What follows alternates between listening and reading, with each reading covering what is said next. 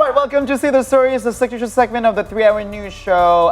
And we spoke earlier about food styling, food stylist, Right. and how do you call it? So basically it's like Very hairstyling and hairstylist. Exactly. But- Supposed to be that simple. Yep, but not just chef and food blogger. There's also another profession that involves food. Right, and surprisingly, this profession pays well. It is called food stylist. Yep. Now, let's dig deeper about this profession. Food is beautiful, but sometimes certain dishes need a little bit of polish to make them look yummy. That is where food stylists come in. Food styling is still very much an up-and-coming niche in the food and beverage industry. A food stylist works in conjunction with photographer, placement, arrangement, and garnishing of the food to make it look more visually appealing to an audience. The food stylist must be able to translate a chef's vision from three-dimensional dish to two-dimension photograph. Wow. Whoa. Look at that. Did you see that burger? Yes. No, this is. Oh wait, you stack the pancake with cardboard. This is how's a pancake do it? Man, I will never go back to that place. Again, I told you earlier, I've been duped. Yeah, of course, because we just found out how those ads on French fries were The made. French fries, the burgers, The burgers, the pancakes, pudding, everything. the pancakes. Ah. You know, also some shiny food. Yes. They put some spray. I heard about hairspray being used. my But to dig more about this profession and also those tricks that we want to know, let's start with Natasha Maria Putrianti as a food stylist. Good afternoon, Nata. Hello. Good afternoon. Hello. Thank you so much for Welcome. being here. Yeah, you're welcome. And I want to say for you and for your friends, kudos for the world, Yes. for the work. Okay. Because, Very good job. Yeah, We thank just you. got food. Thank Yes. you so much. Yes. but yes. first of all, can you explain more about food styling and also what is actually the detail that you are doing and what kind of food that could actually be, styled in terms of when you want to take a picture of it or, make an ad out of it? So basically, I think food stylist is like makeup artist, but for food. If makeup artists usually always do like human, to emphasize how the uniqueness of someone's face, right? Yes, true. So do food stylists do the same thing, but to food. to yeah. food. Well, I agree to that because one thing that I learned from makeup artists is they don't change your face. Yes. They Right. should not change your face. No. They actually accentuate the feature of your face. Yes. And that also the thing with the food. With the food, same thing with Okay. the food. Okay. Yeah. Now I want to go just a little bit on the other side. Now, what made you decide to go into this profession in the beginning? Okay. First of all, I love food. It's because I love food. And We do. We do love food. Yeah. And also I love art. I think food stylist is the best combination of both. So it's about food and it's about art. So it's the best job that combine both of it, I think. Okay. Well, does a food stylist have to be able to cook That's good. in that sense? Not really, but you have to like basic cooking skills is a must. Like Okay. frying, cutting food into certain shapes, or Right. like grilling. Basically like bachelor. just Bachelor stuff. You right. don't, Bachelor stuff. You We don't have always to have- Yes. like really make it very tasty. It's not. That's not your job. Yeah. You don't have to go deep Just into for that. just for basic cooking skill. Okay, so basic cooking skill. But as a food stylist, what is the basic ability or basic skill that you need to master, and or that you need to know before you go into this food styling thingy? Okay, just like we mentioned before, basic cooking skills and also basic photography skills, and also you have to like have sense of art. I think sense of art. So I think three of it. Basic cooking Okay. skill, photography skill, and sense of art. That's Yeah. really actually not that easy to come to think of It's it now. not that because in the beginning I was easy. It just sounds thinking easy, about but- knowing the food, knowing of Yeah. course. I'm thinking, let me see. This is me about burger. I got the buns, I got the cheese, I got the patty, and then the Or the that's it. I coleslaw thought or something exactly. like that, yeah. But now you Yeah. really have to know about photography. You Yeah. really know how to about the basic cooking skills. Now that is very interesting because in order for you to be able to do this very well, of course, now we know that you're pretty much doing it good because that's why you got invited here. Yeah. Good job. Now, did you take any photography classes prior or during the time that you're doing this? No, I don't take any photography classes, but I have lots of photography friends, so I learn from them.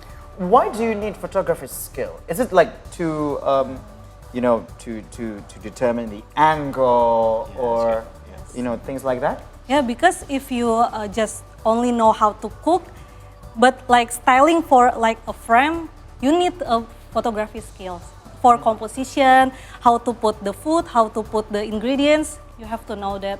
You have to know in the angle what you should put in the frames. Okay, so that being said, you have to know the ratio. Yes. You have to know the composition. Lighting. It becomes more complicated than I thought. Right. So, but what is the essential equipment for a food stylist? Because it seems like you need various skill to do this. Yeah. Photography, Right. that means you have to have a camera. Yes. Art, you have to have like brushes, Yes. paints, and stuff like that. But how is it for food stylists? What equipment that you need as a basic? Actually, for me, for the essential equipment, I don't really, there is no specific essential equipment, but you can use any kind of tools, any kind of equipment such as brushes or like knives or like pincet, something like that. But the essential is actually the skill itself. So you have to, if you want to use this tool, what for? Use this tool, what for? Something like that. So it's more on the functional side. If functional you want to use the tweezer, what is Right. that for? And Yeah. Right. So it's based Up to on what you. you're doing at the moment or Yes. during the campaign. Yes. Now, this is probably just a question that I had in mind. Now, I mean, just now when you're talking, there's another piece of frame there showing us that some people or artists using glue, right, or a Yes. sponge. Yes. Now, is that mostly the common way of doing things when you're food styling? Yes, of course. We fake things. That's common. Yes, common. That is common. Because, if you want to photo shoot, video shoot, it takes really long time, right? Shooting. If you use, like, for example, you want to shoot ice cream, you cannot use the real ones, right? Why not? Because there is lighting, it will melt Oh, right away. that is logical. Yeah, you have to use fake ones. True. How do you make a fake ice cream? We will try later after Oh, you will this. show it to us later? Yeah. I can't wait Alright. for that one. Okay, so that being said, also you would have some challenges in your profession as well. Yeah. Like ice cream. How would you make an ice cream that is not melted Melting. during the process and stuff like that? Yeah. And what are the difficulties that you faced before? I always facing so many trials and errors to find like how to make this ice cream not melt, how to make fake ice cream or fake cheese or fake what. You have to do so many trials and errors. I think there is the difficulties because you need to be very creative, right? Very creative to find the way to make the dummies, the fake ones. Okay, so during your career, which one that you dubbed to be the most difficult one to produce or to fake? The most difficult one, I think like chicken, the grilled chicken, The whole chicken. the whole open grilled The whole chicken. chicken. It's very very hard, I think, How hard can it be? because sometimes the brand or the client wants the chicken to be very plumpy, Oh yeah. right? Because if you want to grill the chicken will be, Deflated. Yeah. Will It will shrink. shrink a Yeah, little. yeah. So what do you So- stuff them with? with sure so you many stuff 'em with things, so something. many things. So did you Like use tissue the sometimes. grilled chicken or I don't grill the chicken. The chicken is not grilled. so it's You have- raw? So it's raw. Maybe sometimes I boiled it, but not really long time. It will shrink, right? You have to to boil very Briefly. Yeah, and then you just paint it with like soy ketchup or anything to fake it, like coloring. Mind-boggling. Yeah. Right? Mind blowing too, actually.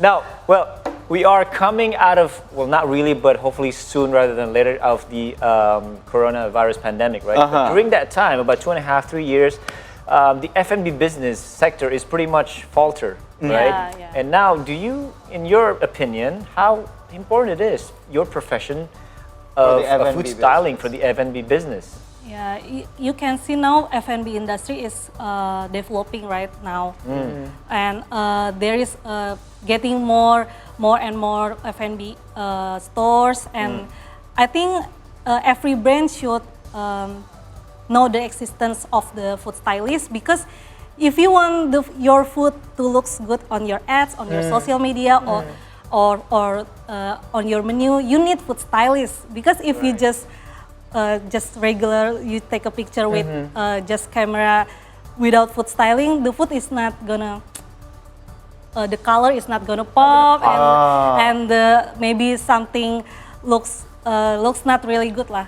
Now, what if, like, let's say I'm a business owner, I have a restaurant, but I'm very cheap, so I just take pictures from the internet and then just put it there. How does that? Can that work or no? It's a lie. But that's a lie. Yeah, that's not ethical. That's not. That's not ethical. That's not what you. Hey, I'm from, you know where I'm from. That's a copyright violation, man.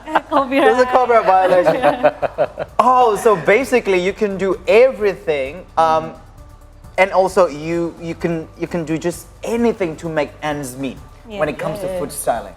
You can use hairspray. Yeah, you can use glue. Anything. You can use Anything. Just all right. Okay, so in terms of that, I don't hear like many food stylists, really, you know, right? bumped into me like several times. Right. You probably the second person in my life that I know to be a food stylist. Chef a lot, right? Chefs a lot. We chefs. also have chefs coming to the show. But how is the competition for the food stylists in the market? How promising is the profession in the future? Actually, it's very promising because there are lots of demands. Actually, food stylist is not only F&B industry. They also in movie industry, and also in advertising industry. So actually, even movies like in Hollywood, you know, like a movie, Midsommar. Yes. They all use food stylists to for like scene where they eating together, like Harry Potter. Yeah, you know, when the kids are eating Yes. in the long table, they Yes. use food stylists. Actually, food stylist is very so many demands, but very few food stylists in Indonesia, especially. Wow. Indonesia especially. Wow, see again. I just knew Something that. just exploded in my Yeah. head. Yes. So wait, one thing. When you're doing, let's say, an indoor work, is it better or more difficult to be indoor, or is it to be outdoor? To styling? Yes, when you're working. Actually, I always indoor. Indoor. Always Yeah, indoor, always indoor. Okay. I never work on. Outdoor, If so. outdoor, they use tent, you know. Oh, They have the they lighting provide needs to tents. be very much controlled. Yeah. Yeah, You yeah. can't really just do anything anytime you want outdoors. Yeah. So by talking and by speaking with Nata at the moment, we just found that lots of lies being told in our childhood and also in the recent time. But actually, we will learn how to do some, food styling. So see the stories will continue after the break with food styling practice. Don't go anywhere. Yes. Yeah, I want to see this. We're gonna do something.